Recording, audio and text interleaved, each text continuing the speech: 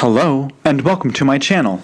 My name is Jonathan Cohn, and today I have my book review of the third book in the John Wayne Cleaver I Am Not a Serial Killer series, entitled I Don't Want to Kill You.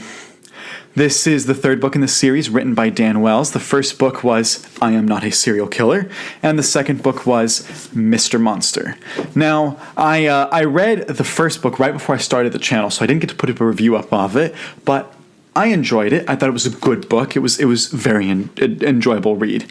And then I read Mr. Monster, which I loved this book. I thought this was an utterly fantastic, brilliant book. I thought that it took the themes and the connections and the tropes that I've always wanted to see in modern literature utilized very well. You're very much your strong hero who is not deterred by fear, your hero who realizes that he could die, but saving these characters is the right thing to do, and he will save these girls no matter what. It is a very good moral character that is so lacking in modern literature now, and I really enjoyed reading this book, particularly the end.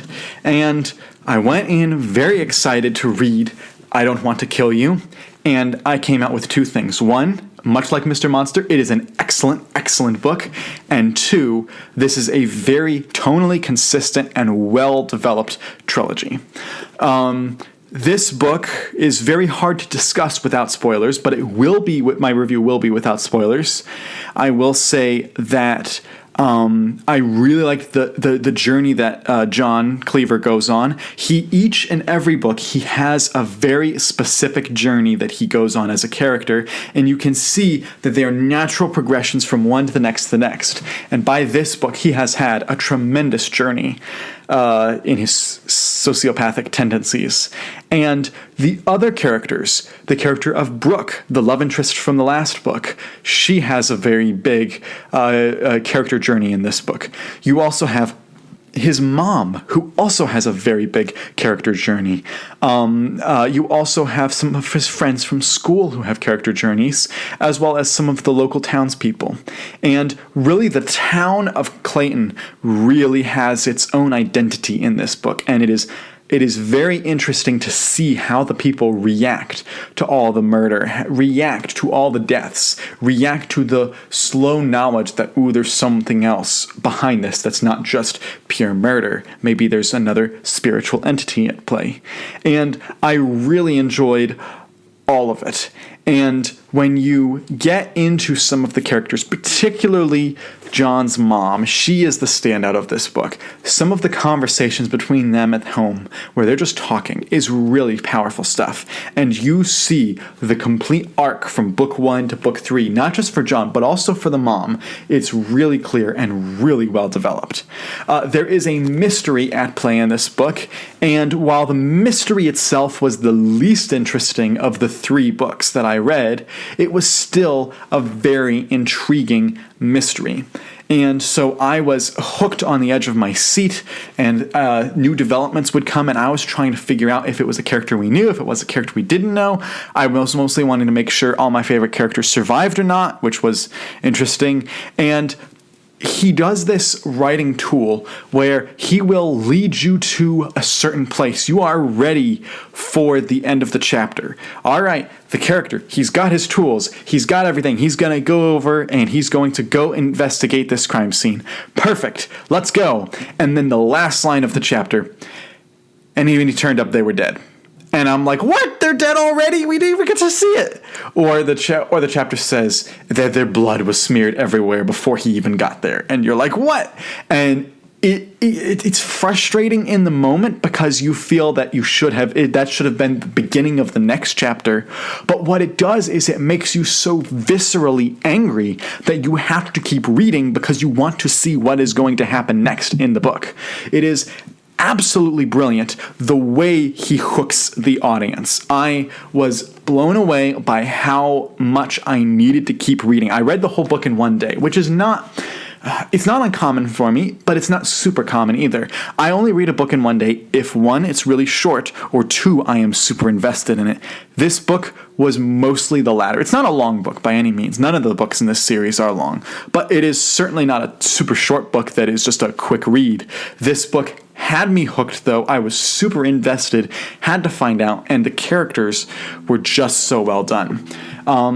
There is another kind of love interest in this book named Marcy, who I really found interesting, and Dan Wells did a good job in this book of not making Marcy just a Brooke clone, because if she had just been like Brooke, it would have been a fairly boring and just retreading of the last book. But instead, Marcy is someone who actually is interested in solving the crime with John. No, she is not as sociopathic as him. She's not as intensely interested in the subject, but she's interested in John, and she's kind of she has a dad who's in the police. She's kind of intrigued by all this mystery, and so she kind of helps him along, and you really see him start to develop feelings for her. You see him starting to develop empathy for people in general, and there is a great moral debate in this book about killing your enemies versus saving innocent people versus saving your enemies. And there's a very complex discussion had that is very intricately thematically played, where you don't know what the right answer is. You think you do, but the author is constantly providing a new perspective, and the author really leaves it up to the audience's interpretation. And yes, there is a line that I would say the book pretty much endorses, but it's not obvious, and the book leaves it up to potential, which is why I really liked it. This book also has a new character that I really liked named Father Eriksen. And if you watched my review of the book in the Dresden Files that I read recently, about a couple months ago, which was Grave Peril, I absolutely loved the knight character, because it is so rare in literature to read a religious figure who is portrayed in a positive light, who is portrayed as a moral character, who has good standing, who really is a righteous character. And not just a righteous character, but a character who is right, a character who has the right morals and ambitions and goals. And you saw that in Grave Peril, which is why I was completely caught off guard with that book. It's a fun book by itself, but when you have that character of the knight, Michael Carpenter, I loved it. Here you have Father Eriksen, who has a fairly substantially small role in the book. It is not a huge role. He only shows up in a few scenes, but the few scenes he has, he really steals. He has excellent discussions about the morality of fighting demons, the morality of saving souls, the morality of trusting the Bible, and he really gets in John Cleaver's head and really presents some good arguments that the audience is meant to believe, and you really empathize with him throughout the book, even though he's only actually present for a few scenes. And so I highly enjoyed the character of Father Eriksen. He, again, much like the character of Marcy, he brought a new dynamic to this book. This trilogy did a good job of introducing a new type of character every book, and in this case introducing two of them, so that the feel, it doesn't get into those types of books where you're just serialized, where you're just writing new books to write new books. This is not a cash grab trilogy. This book has something to say. It is important. It has thematic discussions and important tropes to use. There are decisions made in the book that I absolutely would have changed if I were the writer. I am much more a happy-go-lucky writer and reader too. And so had I gone in certain directions, had I been the writer, I would have absolutely changed some things up, particularly in the last third of the book, the last 100 pages. I would have made some big changes. But this was all up to Dan Wells, and the way he made those changes, those events in the book work perfectly for the type of book he wanted to write. If he went in the other direction, it'd be a very different book. I would enjoy it, but it'd be a very different book. But this is definitely a Dan Wells book. He does a good job of establishing his style and tone in the book.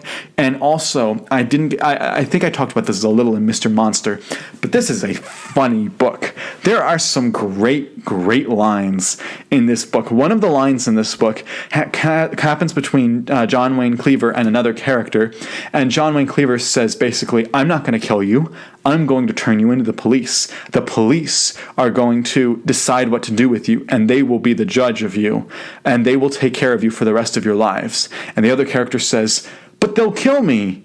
And John Wayne Cleaver says, I never said your life would be long. And I was just like, oh, that's such a good burn, such a good line. And there are several other moments. So there's that type of humor that's like the burn humor. But there's also some great humor in this book between John and Marcy, where they're starting to connect and become good, close friends. And then there's also some hilarious, morbid, creepy humor. There's some creepy humor between John and his sister in one of the scenes. His sister, who had a bigger role in the first and second book, has a really, really tiny role here. She's really only in it for like 2 scenes. She's really small, but man, the scene between them was funny. Oh my, I was cracking up at it. And the way that she just keeps like a little brother annoying the big sister and she like throwing things at him to get him to stop was so relatable, so funny. And so there's just something about these books that even though this is a horror franchise, which it is a horror franchise, horrific things are happening in this book, it still puts a smile on my face to read it. It's such an enjoyable book. I was propelled through it. I loved reading it. I think that when you combine the fun humor, the dark tone, and the overtones of important themes, questions, and tropes that the book utilizes, I was very pleased with this book overall. I think it is a terrific book. It is a terrific trilogy. It is a terrific piece of literature, and it will definitely go down as one of my favorite series of all time. Definitely, as of right now, my favorite horror series. That being said, I've only read from 2 horror series, so I'm not well read as a horror reader, but if more horror books like this one, I will for sure enjoy them. I give this book personally a 9.5 out of 10. Really excellently well done. I love this trilogy, love Dan Wells, and I will leave my review with something that Dan Wells wrote me when he signed the book recently, which, by the way, if you go to my channel, you'll see I did an interview with Mr. Wells a few months back when I saw him at a convention, and it was a lot of fun. But I will leave you with the little note that he wrote me. He said, Jonathan, I don't want to kill you, ... but I will if I have to. So, if you enjoyed this book, let me know down in the comments section what your thoughts were. If you enjoy the whole series, let me know. If you saw the movie, I'm really interested in watching the movie one day. Let me know your thoughts. And until next time, I'm Jonathan, and thank you for watching.